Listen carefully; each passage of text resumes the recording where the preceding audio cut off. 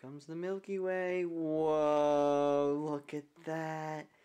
That is so cool. Wow. That's amazing. That is so cool. Awesome. So I just finished reading This Star Won't Go Out, the story of Esther Earl and everything that she went through, and I took some notes on it, and I kind of want to share a condensed version of the book and my thoughts on it, and what I thought about it. So, here we go. As you can see, I took a lot of notes on it, and I just watched the Jim Carrey commencement speech for MUM, which was really great too. I found that again. So, thinking about friendship and life's meaning, I was thinking about all the friendships that I've had in the past and how they really are based off of significance and not proximity, because there are certain friends that right now that I still am in contact with and I still talk to, but the proximity has been so close and so quick. It's really based off of significance. Everybody having the John Green quote, "The miracle of human consciousness is the ability to perceive of life's boundlessness. My body is not the..." What is it when Jim Carrey says, "My body's not the container of my soul. My body's contained by the limitlessness of my soul." That's what he says. So that's kind of what that book reminded me of, is just being aware of consciousness and how we're all connected. It's all stardust. Everyone is a universe of their own. I was thinking about this idea too, when somebody gives you your presence, when you actually meet somebody and talk to them in person, their presence sticks with you. It doesn't go away. That connection, you can't take yourself out of the other person, and he or she can't take you out of him or her, because you made a connection, and whether or not it's life-changing is up to the interaction of just how it happens, just how you interact and your value systems, and sort of like roots of a tree when they grow. Like, the longer you're with somebody, the more the roots grow together and intertwine, but if they're just a quick interaction, you can never really tell if somebody's gonna change the way you see things. And that's what that book says in here. Some people just change us when we meet them. It just happens. Really cool. Awe-inspiring. We don't get a chance to see how we're going to end our life, but we fill the pages. Right? We have this limited amount of time, which we don't know what the limit is, but we can write the story.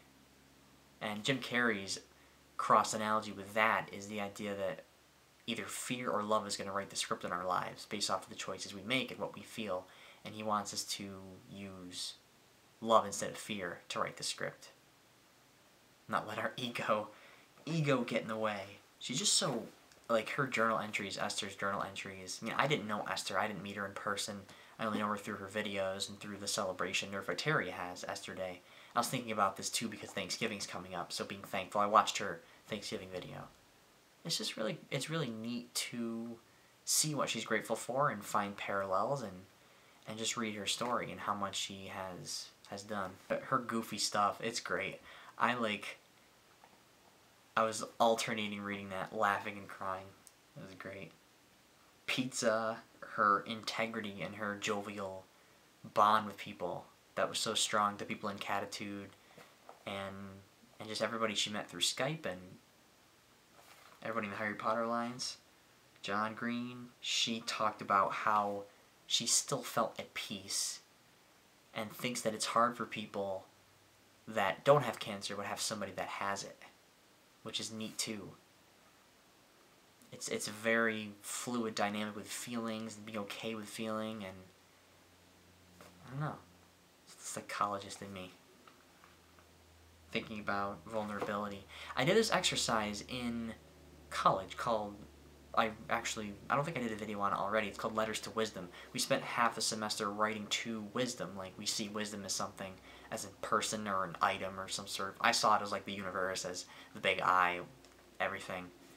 In the first half of the semester you write letters to wisdom, and in the latter half of the semester you take everything you wrote and you respond to it as if you were wisdom, which is kind of weird, but if you think about it, that's kind of what Esther was doing. She had God she could pray to, and she had her friends and her family, but she also had her journal. Like, her journal, she said her journal was the only other person she could talk to, and that was really, really interesting. She was able to write to herself and then kind of almost respond to herself in some way. She didn't do the same format I did, but that's what it felt like. And the other neat thing that she mentioned, which parallels with John Green saying we aren't our luck, is that we don't really deserve things. I think it was either her or somebody else, maybe Lori, that said that.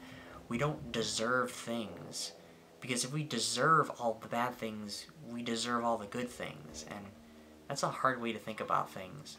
But he did say that even though we don't deserve things, we're here to enjoy and share and love. And the words we use aren't as important as the effect we have on people. Jim Carrey says the effect you have on people is the most vulnerable currency there is in life. And that's a cool parallel with Greyhound barking in the background. Oh, it's just like in the core of what it is to be human. It's just so truthful and down to earth, and talking to God or her journal and how it calms her down, and just being able to reignite hope in her and reignite feeling with people. You know, the other quote in here that I remembered is she says that it's easy to forget that God is controlling all of it, and in my case it'd be the universe, because I see it more of like a spiritual, sort of a God, but more of like a higher power, and it really is in control of it. But we do have to wait for the universe to kind of open our doors. Jim Carrey says, it's in my journal, you have to open the door in your mind and then wait for the universe to open the door outside and then just walk through it. Take a chance on faith, hop over the fire, and do what you love instead of living out of fear, disguised as practicality, which, that's... Massive men lead lives of quiet desperation. Right? Who is that? Somebody said that. She was so interested in herself to be a help to other people because she saw the universe as something loved, and she was very grateful, and she loved everything, and she was almost to the point where she wanted things, but she was so humble and grateful and happy. And there's that quote about just be happy, or do things that make you happy, or do nothing with the people that make you happy. You could feel that in her words that she spoke in the journal, the journal entries, and how the people responded. It's just really, really heartwarming. But she really wanted to help people. She really wanted to make a difference, and she did. She did make a difference, even though she had such a short time, right? Life well lived doesn't matter the length of time. It matters how well one lives their life. But you see it in her YouTube videos, and she's a riot. She's got a amazing... I laughed. Like, that book I read, I laughed. I went through probably every single emotion you could possibly think of. She broke aloofness and ironic humor, and she was just... her central self, her authentic self shone. It's incredible. You're lucky even if you don't think you are. That's what she said in one of the entries. To know someone is to love them. Do things with them. Give thanks by being with people and doing things with them. What do you wish for when you already have everything you want and need? I don't know. What do you wish for? People really that are in our presence, even if it's just for a day or an hour or half an hour and then never in our presence again, there's something about the interaction between people that causes you to change, or somehow the person just stays with you. Like, I can think of motivational speakers I've met years ago that said something to me, and I still remember the story. There's something about how people interact, or chemistry or competence, or something about the interaction that makes that interaction unforgettable. I don't know what it is. I'm not supposed to. Why would I have to know? It's just the way the universe works. It's really important too. Falling in love with the world and discovering ways to express love and gratitude for all that is the universe, all that is in existence. Falling in love with the art of creating, or being on the computer, or writing, or reading, or going outside, or running in the rain, or hugging people, or sleeping, eating food, traveling, meeting people, helping others, creating things for people, creating yourself, falling in love with that process. Trust the process. And through doing that yourself, I think I'm able to positively influence other people. That's the key here. I don't know. This is consciousness. This is a consciousness stream of a review of something that's so profound and hard to understand. I find it great that the last thing that she actually did on the internet was watch TED videos. Pretty soon, sometimes I like to think, this is really cool too, Book of Awesome. I kind of want to watch a TED video like every day. I watch like one TED video in the morning. I know they're like differently lengthed, but I think I'm going to do that. I'm going to start waking up early to just do stuff, to exercise, to write. I feel like you never have enough time, but I want to like do things. I do want to make a difference too. It's just finding out the opportunities when they come, taking them. I've done some great things, but you know, it's just, I don't know. I don't think I'm ever going to be like completely settled with everything I've done. I'm always going to want to do more, but I have to be content. And that's what this book's making me think about. Awesomeness trumps awfulness every time. I have a deep appreciation for the mysteries of life. Help people see you're awesome. Or help people see they're awesome. So that's all. Talked about people in the end that wrote the notes in reflection, like the farewells. Had a lot of really great stuff to say too. Like the importance of breathing and hold things close to you, know that you're loved, and let it wash over you. Things like that.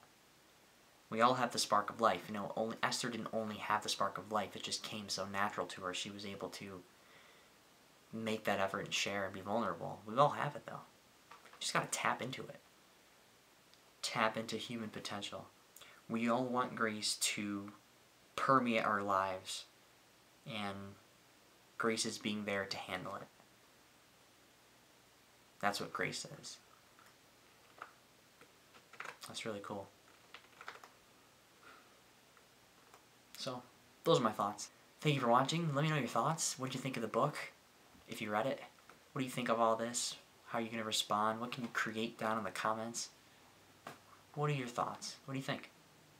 It's heavy stuff. Grief, happiness, purpose, cancer, sucks. But it's part of all of it. It's part of the universe's process. Trust the process. That's all. Keep creating you. Keep being interested. And stay humble, stay grateful, and stay happy. Rest in awesome, Esther.